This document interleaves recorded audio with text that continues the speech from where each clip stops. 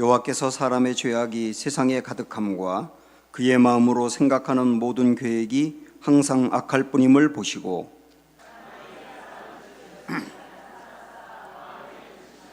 이르시되 내가 창조한 사람을 내가 지면에서 쓸어버리되 사람으로부터 가축과 기는 것과 공중의 새까지 그리하리니 이는 내가 그것들을 지었음을 한탄함이니라 하시니라.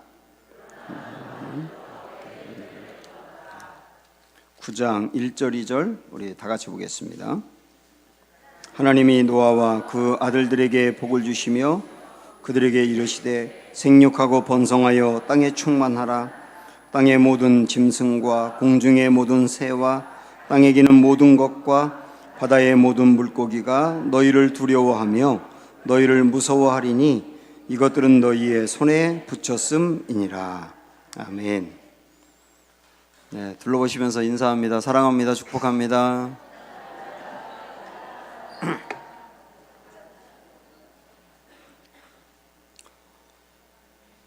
죄라고 하는 것은 갈수록 점점 확산되고 증가하는 성향이 있습니다. 아담이 죄를 짓고 난 다음에 그 죄가 아들대로 이어졌는데요, 가인은 동생을 쳐 죽이는 극악한 죄를 짓게 되고 그 다음 세대들은 더 험한 죄를 짓게 됩니다. 그 죄라고 하는 것은 확산되는 그 성향뿐만 아니라 죄에 대한 반응도 악하게 됩니다. 아담과 하와가 죄를 짓고 난 다음에 두려워서 숨었고 그리고 부끄러워서 그 은밀한 곳을 가렸지 않습니까? 그 말은 뭐냐면 죄를 짓고 난 다음에 죄책감이 있었다는 뜻이에요. 그런데 그의 아들 가인은 동생을 죽이는 죄를 짓고 난 다음에 하나님께 도리어 내 동생 아벨이 어디 있느냐 이렇게 물으니까 모릅니다 하고 거짓말하더니 내가 내 동생을 지키는 자입니까? 하고 아주 냉정하게 반응을 보입니다. 그리고 가인의 후예 중에 라멕이라고 하는 사람이 있는데요, 이 사람은 여러 사람을 죽였어요. 죽이고 난 다음에 자기의 아내들에게 자랑하며 이야기하는 겁니다. 내가 사람 죽였다고. 우쭐댑니다. 그러면서 가인을 해하는 사람은 7배의 벌을 받는다고 했지 않느냐? 그러나 나를 해하는 사람은 내가 77배로 갚아줄 거다. 굉장히 끔찍하고 등골이 오싹할 정도로 이 죄가 증가한 것을 봅니다. 이것은 한 집단이나 공동체만 그런 것이 아니고 우리 개인적으로도 죄를 짓고 나면 갈수록 죄가 대범해지고요, 처음에는 죄를 짓고 난 다음에 두려워하고 부끄러워했는데 나중에는 부끄러움도 사라지고 아주 천연덕스러워지는 것을 보게 되거든요. 죄라고 하는 것은 이렇게 확산되는 거예요. 이 죄의 확산이 도저히 걷잡을 수 없고 제어할 수 없을 정도로 심각해진 것이 노아 시대입니다. 노아의 이야기가 이제 6장부터 시작이 되는데요, 1절에 보면 사람들이 세상에 이렇게 퍼져나갔다 그랬어요. 이때 당시에는 사람들이 900살 이상을 살았습니다. 그리고 대략 60세 정도의 아이를 낳기 시작했고 800세까지 아이를 낳은 사람도 있어요.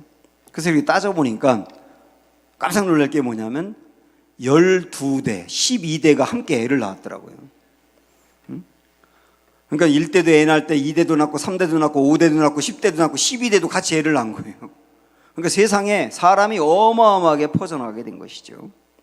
그런데 사람만 퍼져나가는 것이 아니고 죄도 번성해 갑니다. 그래서 2절 말씀 보시면 하나님의 아들들이 사람의 딸들의 아름다움을 보고 자기들이 좋아하는 모든 여자를 아내로 삼았다 이랬거든요. 여기에 하나님의 사람들과 사람의 딸들이 나오는데 이들이 누구를 말하는 것이냐 한번 생각해 보십시오. 누구를 말할까요? 우리 지난 시간에 배운 것처럼 가인이 하나님에게서 떠나서 자기 성을 쌓고 그 다음에 자기가 자기를 보호하려 하면서 하나님과 상관없는 삶을 살았다 그랬는데 그로부터 시작된 하나의 계열이 생겼다 그랬죠. 그 계열이 가인의 계열입니다. 이 가인의 계열은 하나님을 대적하는 사람이고 자기가 왕이고 자기 스스로 자기 인생을 책임지는 사람이에요. 그런데 하나님은 그 가인의 계열에 대항해서 하나님으로 성을 삼고 하나님을 경외하고 의지하는 사람들을 세웠다 그랬어요. 그 사람들이 셋 계열이라 그랬죠.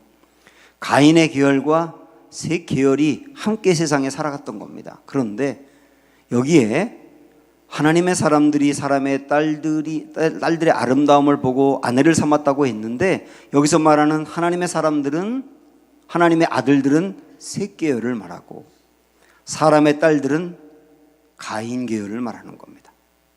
전혀 하나님이 있는 사람과 하나님이 없는 사람이었는데, 문제는 뭐냐면 하나님의 아들들인 셋 계열이 사람의 딸들인 가인 계열과 섞였다는 거예요. 여기에 아내를 삼았다고 결혼했다고 포함하는 것은 이 상징적인 의미고, 그러니까 하나님의 사람들과 세상의 사람들, 가인 계열과 셋 계열이 다를 게 없이 그냥 문화도 섞이고 가치관도 섞이고 생각도 섞이고 삶도 섞였다는 뜻이에요. 이게 큰 문제가 됐던 겁니다. 그래서 이렇게 하나님의 아들들과 사람의 딸들 사이에서 태어난 사람이 네피림이라고 말해요. 4절 보시면 당시의 땅에는 네피림이 있었고 그 후에도 하나님의 아들들이 사람의 딸들에게로 들어가 자식을 낳았으니 그들은 용사라, 고대의 명성에 있는 사람들이었다 이랬거든요. 그러니까 하나님의 사람들과 세상의 사람들이 섞여서 그곳에서 태어난 사람이 네피림이라고 말하는데, 특정인을 말하는 게 아니에요. 강력한 힘을 갖고 세상을 지배하고 세상을 이끌어가는 사람들을 통칭해서 네피림이라고 말합니다. 이들이 그때 당시 문화를 만들었다는 거예요. 어떤 문화냐면 힘 있는 게 최고고, 자기가 왕이고, 자기가 메시아고, 자기가 슈퍼히어로고, 하나님을 제쳐도요, 하나님 필요 없어요. 자기가 왕이니까요. 그런 사람들이 네피림이었다는 뜻이에요. 그러니까 하나님의 사람들인 셋 계열이 세상의 사람들인 가인 계열과 뒤섞여서 이 모습을 갖고 있었던 겁니다. 그래서 5절에 보면은 사람들의 죄악이 세상에 가득했다고 말씀했고요, 마음으로 생각하는 모든 계획마저 그의 계획이 악할 뿐이라고 얘기했어요. 하나님이 12절에 보면 하나님이 보실 때 땅에서 모든 혈육 있는 자의 행위가 다 악할 뿐이라고 말했어요. 부패했다고 말했어요. 이게 이때 당시의 죄악이란 말입니다. 그래서 하나님은 이들의 죄악을 보면서 슬퍼하십니다. 말씀 보시면은 땅 위에 사람 지으셨음을 어떻게 하셨다고요? 한탄하사 마음에 근심하시고 이르시되 내가 창조한 사람을 내가 지면에서 쓸어버리되 사람으로부터 가축과 기는 것과 공중의 새까지 그리하리니 이는 내가 그것들을 지었음을 한탄함이니라. 한탄했다고 하는 말하고 근심했다고 하는 말은 다르게 이야기하면 슬퍼하셨다는 뜻이에요. 하나님이 보시기에 힘이 좋다고 감탄했던 사람인데 그 사람들이 타락해도 이렇게까지 타락을 해서 그것을 바라볼 때 하나님이 괜히 만들었네 사람을, 이렇게 말씀하실 정도로 한탄했고, 그들이 앞으로 종말이 어떻게 될까 걱정이 안 될 수가 없는 거예요. 부모들이 자녀가 방황을 심하게 하고 아무리 이야기해도 말을 듣지 않고 계속 엇나갈 때 그걸 보면서 한탄하고 얘 미래가 어떻게 될까 심히 걱정하지 않습니까? 그 마음이 지금 주님의 마음이라고요. 슬퍼하시는 거예요. 슬퍼하실 뿐만 아니라 안 되겠다, 이 모습으로는 안 되겠다고 하나님이 지면에서 이들을 쓸어버리겠다고 심판을 결정하시며 분노하십니다. 하나님이 슬퍼하시고 분노하는 것은 사랑 때문이에요. 하나님이 사랑하지 않으면 분노가 생기지 않습니다. 우리 부모가 자녀를 보면서 분노하는 이유는 사랑해서 분노하는 거예요. 나중에 사랑이 식어버리면 분노도 안 생겨요. 그래서 지금 이게 사랑 때문에 슬퍼하고 분노하는 거예요. 여기서 우리가 하나 반드시 정리하고 갈 것이 뭐냐면, 여러분 한번 생각을 해보세요. 대홍수가 일어나서 세상이 망하게 되었는데 왜 홍수가 일어났다고 생각을 하세요? 죄 때문이죠. 당연히 그렇습니다만, 그러면 누구의 죄 때문입니까? 그냥 단순하게 생각하면 세상이 너무나 많은 죄를 졌기 때문에 홍수로 망했다 이렇게 생각할지 모르지만은 엄밀하게 말하면 가인 계열의 죄 때문이 아니에요. 가인 계열의 죄 때문에 세상이 홍수로 망한 것이 아니고 셋 계열이 가인 계열과 섞였기 때문이에요.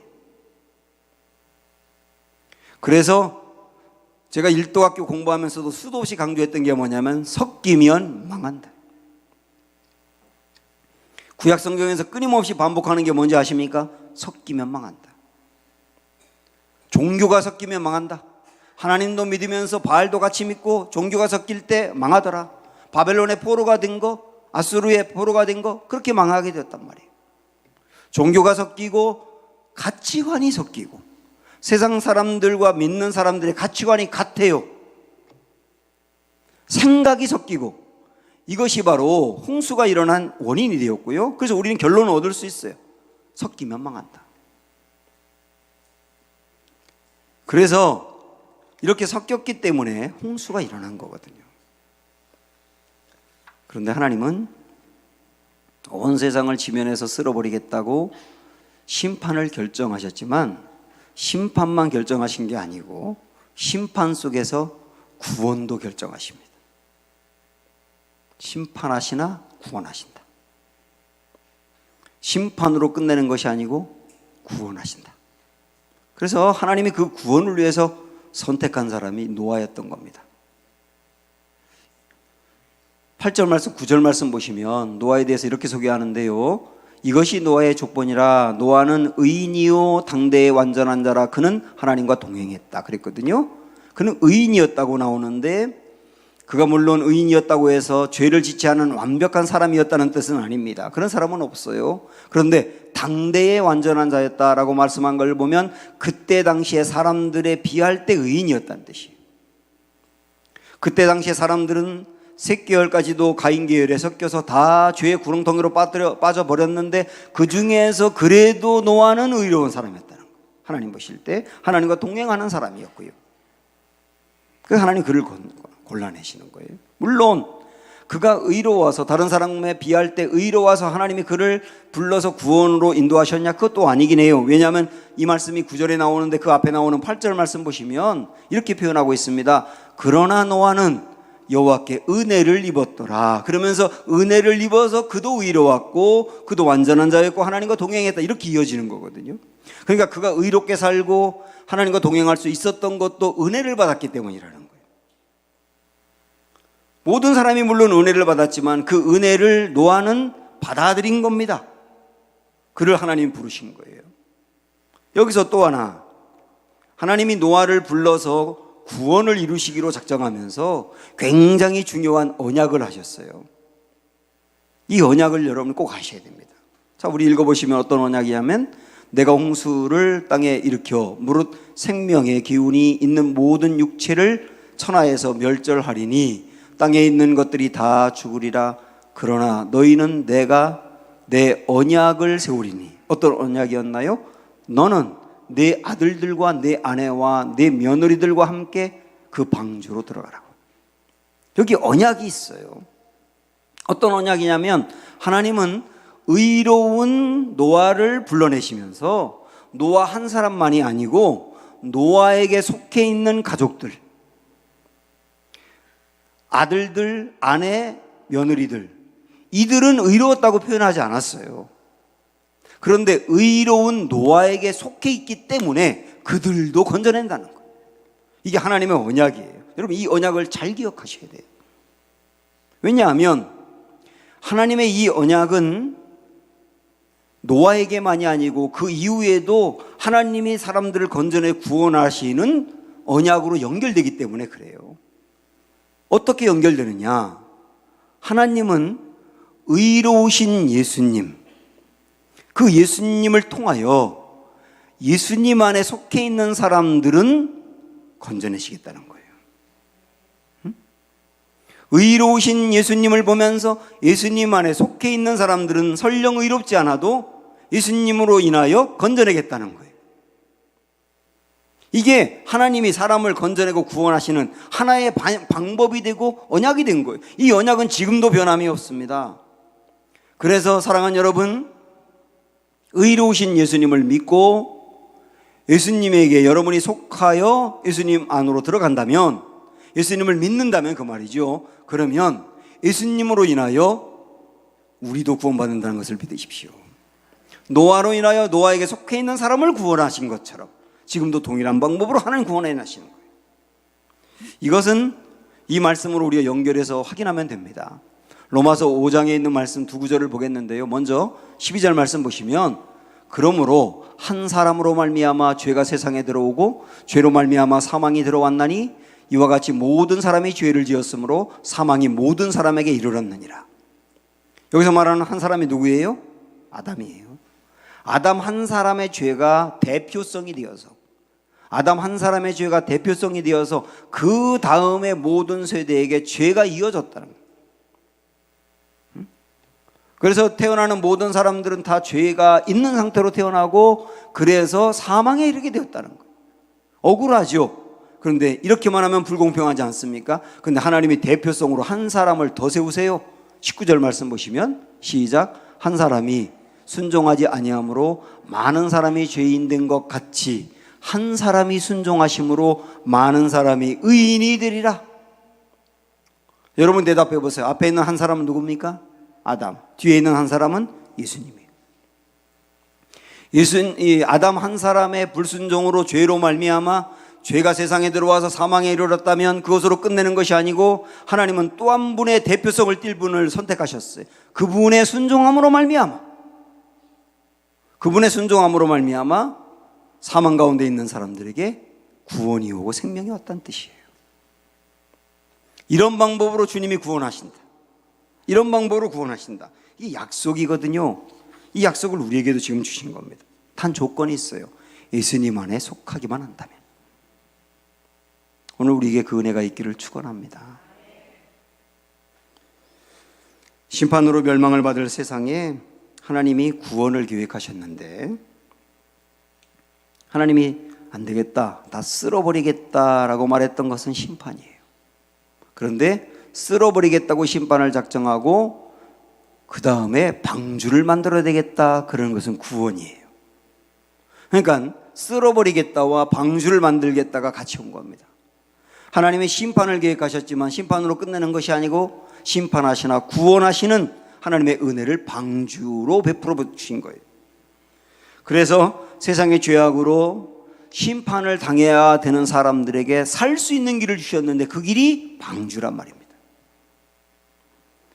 부모들이 자녀를 보면서 자녀가 계속 엉뚱한 대로 나아가고 부모의 명예를 실추하고 가정을 어렵게 만들고 그럴 때 아무리 얘기해도 말을 듣지 아니하면 도저히 안 되겠다, 너는 이제 내 자녀 아니야, 내가 너를 버리겠어, 그렇게 생각을 하다가도 못 버리잖아요.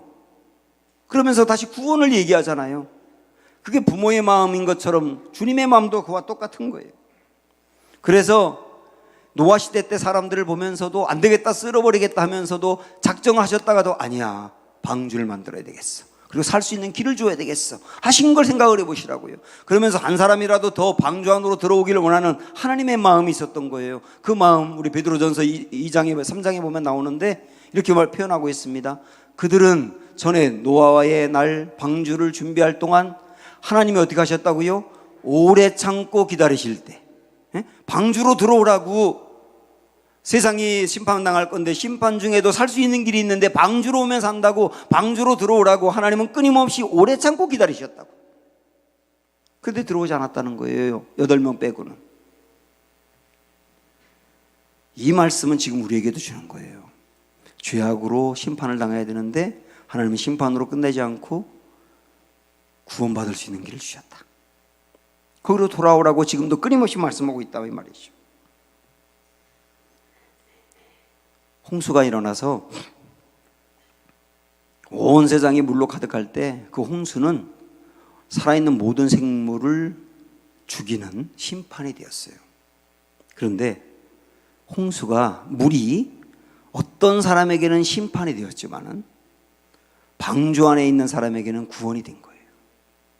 그래서 물이 막 넘치면서 그 물 위에 방주가 떠다니면서 살게 된 거예요. 물이 어떤 사람에게는 심판이 되었지만 어떤 사람에게는 구원이 된 것처럼 예수님의 십자가를 한번 생각을 해보세요. 예수님의 십자가가 예수님에게는 심판이 된 거예요. 십자가는요, 죽을 수밖에 없는 죄인, 흉악한 죄인이 죽는 사형 도구였거든요. 예수님이 거기서 돌아가셨다는 것은 심판당했다는 뜻이에요. 십자가에서 예수님은 심판을 당하셨어요. 십자가가 어떤 분은 심판하신 거예요. 그런데 그 심판으로 말미암아 심판을 받아야 될 우리가 살게 된 거예요. 구원을 받게 된 거예요. 예수님의 십자가가 예수님에게는 심판이지만 우리에게는 구원이 된 거라고요. 이 길을 하나님 우리에게 주신 겁니다. 그러므로 이것을 받아들이는 우리는 감사할 수밖에 없습니다. 그런데 이 십자가를 믿고 받아들인다는 것은 다르게 말한다면 방주 안으로 들어갔다는 뜻인데, 방주 안으로 들어가면 어떤 물과 어떤 태풍 속에서도 그 방주는 안전했어요. 방주의 크기가 여기 6장에 보면 어떻게 나오느냐면 방주의 길이가 300규빗이라 그랬어요. 300규빗, 1규빗을 뭐 좀 넉넉하게 잡으면 50cm 정도로 생각할 수 있는데, 그렇게 보면 어느 정도 되느냐 하면 길이가 150m였습니다. 방주의 길이가 150m. 그리고 이 너비 폭이 50규빗이었어요. 25m 정도가 됐던 겁니다. 길이 150m, 폭이 25m. 그런데 전문가들의 말에 의하면 배가 가장 안전한 비율이 길이와 폭이 6대1이 되면 된답니다. 6대1이면 제일 안전하대요. 그런데 방주가 6대1이었던 거예요.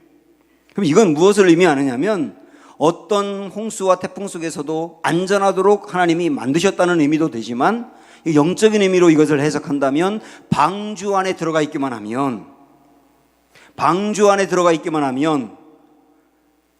어떤 물의 공격이 있어도, 그 말은 뭐냐면 어떤 심판의 공격이 있어도 절대로 심판에 빠지지 않고 안전하다, 그 뜻이에요.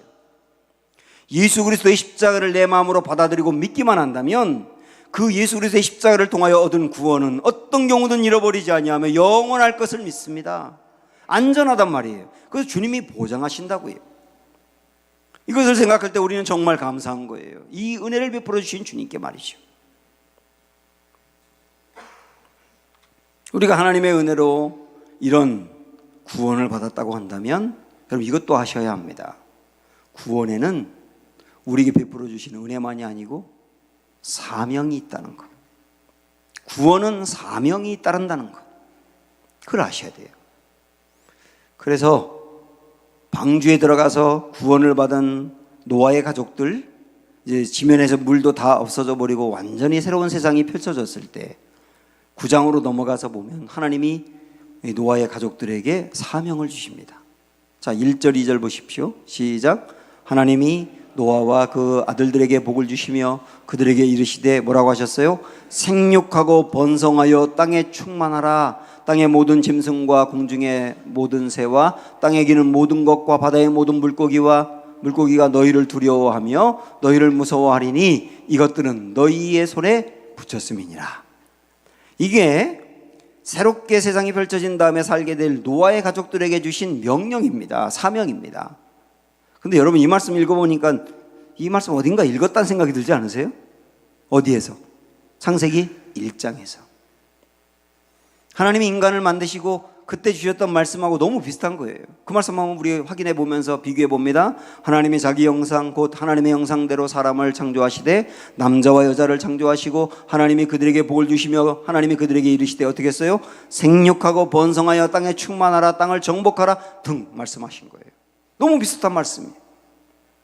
그래서 하나님은 최초의 인간들에게 사람을 만들고 사명과 명령을 주신 것처럼 새롭게 살게 될 노아와 그의 가족들에게도 이 사명과 명령을 주신 거예요. 그건 우리에게도 주신 사명입니다. 왜? 구원에는 사명이 있으니까요. 이 사명이 뭐냐? 여기에 생육하고 번성하여 땅에 충만하라, 이 명령이 단지 아이를 많이 낳고 이 세상에 사람들이 많게 하라, 그런 의미는 아닙니다. 요 스크린 여러분 말씀 잘 보시면 생육하고 번성하여 땅에 충만하라, 땅을 정복하라, 이 말씀은 반드시 사람이 하나님의 형상대로 만들었다는 말씀하고 연결해 보셔야 됩니다. 하나님의 형상대로 만들어진 존재가 이렇게 살라고 하신 거예요. 하나님의 형상대로 만들었다, 그 의미로 우리가 받아들인다면 우리에게 주어진 사명이 뭐냐면 단지 아이를 많이 낳고 세상에 사람들이 많게 하라는 의미가 아니고 하나님의 형상대로 세워진 사람들이 많게 하라는 뜻이에요. 그럼 하나님의 형상은 뭐라고 그랬습니까? 우리 배웠죠? 하나님의 사랑과 신뢰. 하나님의 사랑과 신뢰로 세상을 다스려서 작은 회사 하나를 운영하더라도, 그리고 어떤 공동체 리더가 되더라도 항상 정신은 사랑과 신뢰. 사람들과 관계를 맺을 때도 사랑과 신뢰로, 일을 할 때도 사랑과 신뢰로. 그래서 일이 안식이 되게 하라 그랬잖아요. 사랑과 신뢰라고 하는 정신으로 다스리고 관계를 맺고 일하는 그런 사람들이 세상에 많게 하라. 이게 사명이라고요. 그래서 우리는 매일매일 어떤 사명을 붙들고 살아야 되느냐면, 여러분, 내가 어느 위치에 있든지 다스리는 위치에 있을 때 반드시 사랑과 신뢰라고 하는 정신과 기준을 갖고 나아가셔요. 이게 사명을 감당하는 거예요. 사람들과 관계를 맺을 때도 마찬가지 그렇게 하시면 되는 거예요. 농담이긴 하지만 남편들이 정말 사는 게 힘들고 어려울 때 자신을 이렇게 격려하면서 하는 말이 있답니다. 그 말이 뭐냐면, 내가 그 여자하고도 살았는데 무엇을 못하겠어. 그 말이래요. 그럼 굉장히 용기가 생긴다는 거예요. 그럼 아내들은 가만히 있냐? 아내들도 사는 게 힘들고 너무나 어렵고 고난이 많을 때 역시 스스로 격려하면서 하는 말, 내가 그 왼수도 변화시켰는데 무엇을 못하겠어. 이 이야기를 들으면서 생각합니다. 주님이 나 같은 자도 받으셨는데 내가 용납하지 못할 사람이 어디 있겠어.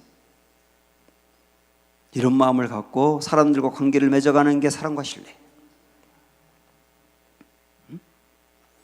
나도 하나님의 은혜를 베풀어서 여기까지 변화가 되었다고 한다면 저 사람도 하나님이 나에게 베푼 은혜를 그에게도 베푼다면 그도 변화되겠지 라고 그를 바라보는 게 사랑과 신뢰라고요. 이렇게 매일매일 살아가는 게 그게 뭐냐? 사명을 감당하는 것이다. 굉장한 게 아니에요. 하나님의 형상대로 살아가는 게 사명을 감당하는 것이다. 오늘 우리에게 그렇게 말씀하시는 거예요. 그런데 여기에 또 하나 생각할 사명이 있습니다. 또 하나의 사명이 뭐냐? 그럼 이 말씀을 먼저 생각을 해보세요. 하나님께서 세상에 악이 너무나 가득 찬 걸 보시며 세상을 쓸어버리셨어요. 그게 대홍수 아닙니까? 그런데 대홍수로 세상을 쓸어버리셨지만 그렇다고 해서 죄 문제를 해결하신 게 아니에요. 죄가 세상에서 같이 쓸어버린 게 아니에요. 없어진 게 아니라고요. 홍수 이후에 노아의 세 자녀 속에서 아이를 낳고 그들이 또 세상에 퍼져나가게 됐는데 그 이후에 사람들이 또 얼마나 죄를 짓습니까? 나중엔 바벨탑을 쌓고 하나님께 대항하지 않습니까? 그래서 대홍수가 있었지만 대홍수로 죄를 해결한 건 아니라고요. 그러면 대홍수보다도 크고도 온전한 해결책이 필요하다는 말입니다. 그게 뭘까요? 이 죄를 정말 완벽하게 해결하며 죄 속에 있는 사람들을 건져낼 수 있는 보다 확실하고 분명한 방법이 뭐가 있을까요? 있을까요? 없을까요? 있어요. 그게 뭡니까? 예수님을 통한 방법이에요. 예수님이 십자가에서 당신이 죄를 짊어지시고 죄 문제를 온전히 해결하심으로 말미암아 심판받아야 될 사람들이 살아난 그 십자가라는 방법, 이 십자가라고 하는 방법은 대홍수도 해결하지 못한 죄의 문제를 해결하신 거예요. 그렇다고 한다면 우리에게 주어진 사명이 뭐냐? 이 십자가를 전하는 거예요. 이 십자가를 전하는 거라고. 하나님이 노아에게 주셨던 이 사명이 이것이었다고 베드로 후서에 말씀하고 있는데요. 그 말씀 한번 보십시오. 옛 세상을 용서하지 아니하시고 오직 의를 전파하는 노아와 그 일을 이렇게 등등 나옵니다. 중요한 건 이제 의를 전파한다는 말씀인데, 하나님이 노아에게 어떤 사명을 주었느냐면, 노아야 너 의를 전파해, 의를 전파해, 그 사명을 주었다고 말씀하는 건데요. 여기서 질문, 여러분 대답해 보세요. 의를 전파했다는 말이 무슨 뜻일까요? 노아야 너 의를 전파해야 돼. 그 노아가 받은 사명이었어요. 그럼 여기서 말하는 의를 전파한다는 말은 이런 뜻일까요? 노아가 세상 사람들에게 나가서 여러분 죄 짓지 마세요, 여러분 죄 짓지 마세요, 착하게 살아야 돼요, 어려운 사람들을 도우면서 의롭게 살아야 돼요, 그 말을 했다는 뜻입니까? 아니에요. 의로워질 수 있는 길을 전파했다는 뜻이에요. 의로워질 수 있는 길을.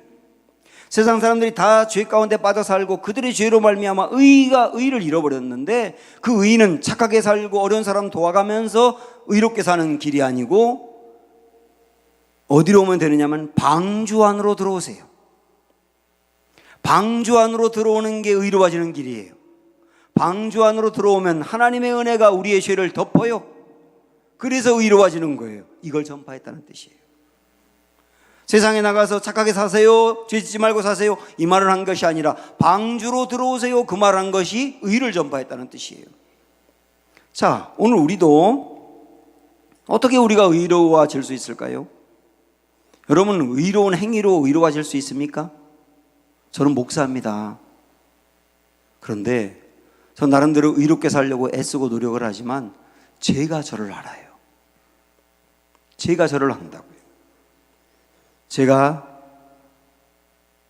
어떤 때 목사 같지 않은지, 그리고 목사이지만 나이도 어지간히 먹었지만 아직도 너무 유치하고 쪼잔하고, 어떤 때 얼마나 형편없는지 여러분은 저를 거룩하게 볼지 몰라도 저는 저를 알아요. 웃지 마십시오. 여러분도 똑같잖아요.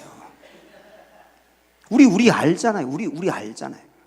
내가 얼마나 의로워질 수 없는지 알잖아요. 그래서 하나님이 너의 의로워지는 방법으로 내가 구원해내겠다, 방주 안으로 들어올 사람은 완벽하게 의로워야 돼, 그랬다면 방주 안으로 들어올 사람이 없지 않습니까? 그래서 하나님께서는 어떻게 했느냐면 방주 안으로 들어오기만 해. 그러면 너의 죄를 덮어줄게, 은혜로 덮어줄게. 그 의로워지는 길이었다고요. 우리는 내 행위로 본다면 죄인이고 의로워질 수 없지만 의로우신 예수님으로 우리를 덮으니까, 하나님이 우리를 볼 때는 의로우신 예수님이라는 렌즈로 보는 거예요. 그러니까 우리가 의로워지는 거예요. 사랑하는 여러분, 우리가 전파할 것은 무엇일까요? 바로 그것입니다. 죄는 심판이 있어요. 심판 속에서 구원하려면 의로워져야 되는데요, 우리 스스로 의로워질 수 있는 길이 없어요. 그러나 우리에게 의로워질 수 있는 길을 주셨어요. 예수 그리스도의 십자가로 우리의 죄를 덮어주셨고 우리를 의인 만들어 주셨어요. 이것만이 살 길이에요. 이걸 전파하는 게 사명이라고. 셋 계열에게 주신 사명, 세상 포기하지 말아라. 가인 계열에 있는 사람 포기하지 말아라. 그에게 십자가를 전하여라. 그것으로 구원받고 변화되게 해라. 이 사명 붙들고 나아가고 달려가는 우리 모두가 되기를 주님의 이름으로 축원합니다.